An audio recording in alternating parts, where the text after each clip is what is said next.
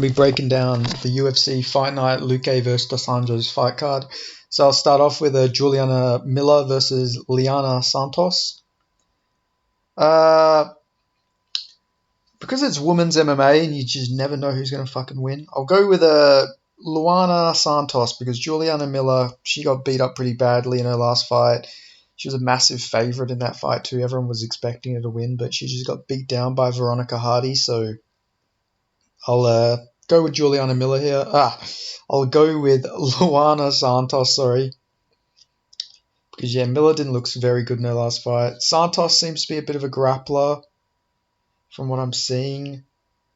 But, yeah, I'll go with her. She's got some good wins. Got more fights than Miller, more experience. Hasn't taken the damage. So, yeah, I'll go with Luana Santos. And then moving on, we got Monsterrite Ruiz versus Jacqueline Amorin.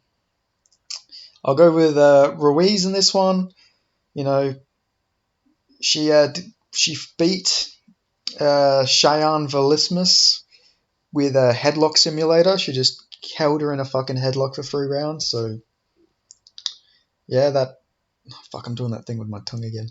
Yeah, so far, mouth's a bit dry.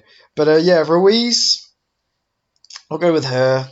Jacqueline, she's first round sub or bust, pretty much. If you look at her record, she doesn't get a submission in the first round, she's sort of done. Oh, she got 1 win by KO, but if she doesn't get a finish in the first, she sort of gasses out, which we've seen against Sam Hughes. So I'll go with Ruiz here, just like weathering the storm, winning a decision. Then we got Josh Parisian versus Martin Boudet. Big boys are going to big boy. So I'll go with Martin Boudet here. He's coming off. He's got a lot of momentum at the moment. Beat Jay Collier, beat Lucas Perez, beat Chris Barnett, KO'd Lorenzo Hood. So, he's on a good little run. He should have lost to Lucas Bereski, though, to be honest. Like, that was a weird decision. I don't know how they didn't give it to Lucas, but still, guess it was a decently close fight. And he definitely beat Jake Collier. And Collier's not, like, horrible at a heavyweight. He's just... Now, I'd say undersized, but he is 265. But like he's a middleweight, but like he's got a middleweight skill set at heavyweight. He's an interesting fighter. Like Jake Collier always looks good in a lot of his fights, but lately he's on a bit of a skid. Like he almost beat Chris Barnett, but then he gassed. It was a weird fight, funny fight, good fight though. I love that fight. But yeah, Jake Collier's a weird one. Good skill set, but just he needs to like lose weight. Essentially, but going on, I think Martin Boudet will beat Josh Parisian here. He showed good takedown defense in his fight, and Parisian didn't look too good against Jamal Pogues, who we just found out Pogues isn't too good himself. Like Pogues shouldn't be a heavyweight. He should be a light heavyweight like he used to be, but he just got really fat. Like, yeah, no offense to the guy, but like he was 265 in his last fight. He was meant to debut at light heavyweight in the UFC, so it's just showing that like he's not very disciplined at the moment, but all respect to him. But yeah, I'll go with Martin Boudet here. I think he'll take a decision. Boudet's not really like, I don't know, Boudet's more of a like clinch you against the fence and beat up your body sort of fighter, so I reckon he'll take this by decision. Francis Marshall versus Isaac Dolgarian. So I watched a bit of tape on Isaac Dolgarian before making this video, because for some reason, I was under the impression that he was a kickboxer. I have no idea why I thought that, but yeah, watching his fights, he definitely is not a kickboxer. I don't think I've seen him properly strike. Every fight that he's had, he immediately shoots for a takedown like 10 seconds in. So he'll go in, take you down, and just maul you pretty much. That's like, literally watch any one of Isaac Dolgarian's fights. He's not fucking standing banging with you. He's taking you down, fucking beating you up. He's putting you in submissions. That's literally every Isaac Dolgarian fight. And now Francis Marshall, he looked good in his last fight. He lost to William Gomez, but that's more so because Gomez he was willing to die in there. Like literally, Marshall was like had him in fucking rear naked chokes. He had him in like proper chokes that would get most people would tap to, but Gomez just wasn't going to tap, and he didn't tap. But no, like Marshall looks really good, and he's a young guy. He's 24. Nickname's Fire, Francis Fire Marshall. I like it. I love it. It's a good nickname. And this guy's fucking built. Like, he looks really strong. He's a grappler himself. Has KO power too. So I reckon Dolgarian's going to shoot on him. He's not going to get it. And if you look at Dolgarian's like level of competition, not the strongest level of competition. Also, never left the first round. So with the pace he fights at, you would imagine his cardio is not the best either. The guy he beat in his last fight is 41 years old, with all his losses coming by KO in the first minute or two of the first round. Like, literally, if you go look at his record, even his last amateur fight, he got KO'd in the first minute. And then he's beaten, every single guy he's beaten has a losing record. So his, like, 7-3 record is, like, very, disingenuous. So I'll go with Francis Marshall here. I reckon he'll stuff the takedown. I reckon Isaac Dolgarian will start to break a little bit in there, not actually facing any adversity in any of his fights. And then I reckon Francis Marshall will TKO him.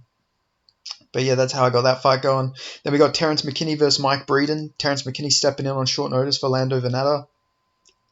And how I see this fight going, I think Terrence McKinney's going to KO him in a couple seconds. I reckon this is going to look really similar to his regional run. Mike Breeden's good, but he's not very durable. Like, if you go watch a lot of Mike Breeden's fights, he gets rocked a lot, he gets hurt a lot. He hasn't been shown to be the most durable fighter in the world. And, well, yeah, pretty much, he hasn't shown to be durable, and Terrence McKinney punches really hard. Now, I think Terrence McKinney isn't very confident in his stand-up anymore since the fight against Ismail Bonfim, because he literally we didn't see him go for any strikes really against Nazim. But I reckon McKinney's best way to win this is to just fucking fight how he did against Matt Frivola. Don't try and wrestle Breeden because you'll gas. And if Breeden survives that first round, his style, he's got good cardio, good output. He will break McKinney if he gets out of the first round. So to be smart here, McKinney, you need to try and fight him on the feet and try and go for that KO, which I think he'll do in this fight. I reckon Terrence McKinney KOs him in the first few seconds, honestly. I reckon it'll be like a 20-30 second KO just because Breeden's taken so much damage. And his chin just hasn't shown to be the best. But he's been out for a while, so maybe he's improved a lot. But, you can't really improve your chin. But maybe he's worked on his defense. Because he looked really good against Natan Levy. But every time he would look good, he would get caught with some shot that would rock him. And then, he would give the round to Levy. But yeah, I got McKinney by first round KO. Then we got Marcus McGee versus JP Buys. Oh, poor JP Buys. Oh, poor JP Buys. Yeah, so I got Marcus McGee by first round KO. I reckon he'll take JP Buys out. JP Buys got KO'd by Cody Durden in the first minute. Got dropped 3 times against Montel Jackson. Was surprised he survived that, to be honest. Maybe his chin's a little bit better at bantamweight. He got KO'd by Bruno Silva. Ground and pound by Joey Sanchez. So, he's taken a lot of damage. In his last few fights, he's been dropped about 5-6 times. And McGee is a powerful guy. This guy's got really good power. So I reckon he gets JP Buys out of there, first round KO. And then we move on to the first fight on the main card, which is Josh Fremd versus Jamie Pickett. I'm going to go with Josh Fremd in this fight. We're going to get this one done. Yeah, what can I say about this fight? Jamie Pickett, he's 13-9. Lost his last fight to Bo Nickel. He got groin shotted, so his takedown defense didn't look too bad, but it wasn't a proper shot that Bo Nickel shot in him. And then he got TKO'd by Dennis Turulen, gassed out, and then got broken by Dennis. Carl Dawkins choked him in the last minute of the first round. He did beat Joseph Holmes, but Joseph Holmes has been cut now too. Lawrence Stropoli, he beat him, and that was a weird one. Which, if I remember correctly, it was Stropoli tried to do what Roman Dolidze did to him, but it didn't end up going to him, so that screwed him over there. But Then he got TKO'd by Jordan Wright, who's out of the UFC. Lost to Tomfon Nchukwi. Lost to Pahuli Soriano. Lost to Charles Bird. He was fucking gunning for that Contender Series a lot of fucking times, I'll tell you that. 3 times he was on there. And he's got a bunch of amateur losses as well and some amateur wins. But yeah, I think Josh Frem winning this fight by submission is what I'm going to go with here. Josh Frem's pretty good. Beat Surike Dumas pretty dominantly, pretty easily. And Dumas, he bounced back. And, Josh Fremd also has a win over the GOAT Darius Flowers on the amateur scene, so that's a good win for him to have there. So, yeah, I'll go with Josh Fremd here. Then moving on. Oh, we have enough. This is one of these cards where a lot of the losers are going to get cut from the UFC. So next up we have Tafonyan Chukwi versus AJ Dobson. And I got Tafonyan Chukwi winning this fight. Dobson looked really good in the first round against Malkoun, though. I'll give him that. But then Malkoun sort of just broke him with takedowns and pressure. And then Armand Petrosian's not like a bad guy to lose to. He just beat Christian Leroy Duncan, which is a really good win. But Tafonyan Chukwi, he was like beating up Azamat Marakanov for 2 rounds. Like, he was winning that. And look at the success Azamat's gone on to have it. Now, this fight's at middleweight, so maybe there'll be, Tafon's had some success at middleweight. Beat Jamie Pickett. Lost to the Iron Turtle, but, that's not a bad loss. That he just got destroyed by Carlos Ulberg, though, but, that's whatever. Carlos Ulberg's on a run as well. Yeah, I'll go with Tafon here. I reckon he'll beat AJ Dobson, probably by decision, but maybe late stoppage. Like, I don't know, Tafon impressed me a lot against Azamat. Like, I know he lost, but still, like, he impressed me. His style was really good. He just got caught with a flying knee, Not many people survive flying knees. But yeah, I was impressed with Tafonyan Chukwi in that fight. So yeah, I'll go with Tafon here. I'd say it's a safe pick.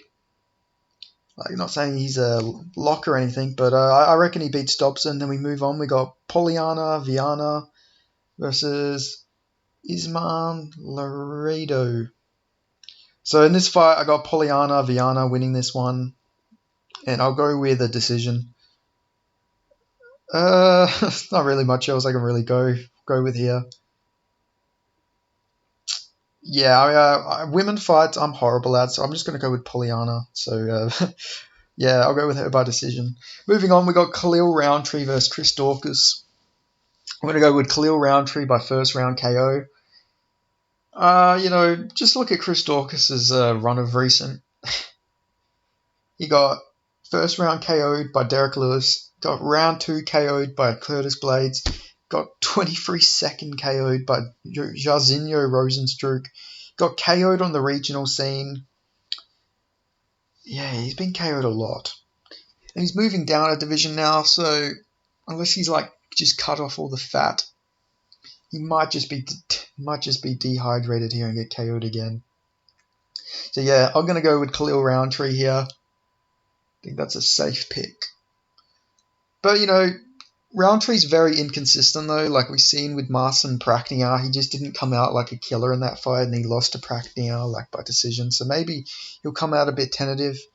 Because I know Roundtree's a very hit and miss. Like, he'll come out as a killer one fight, and then another fight he'll come out all tentative. But recently he's been a bit of a killer.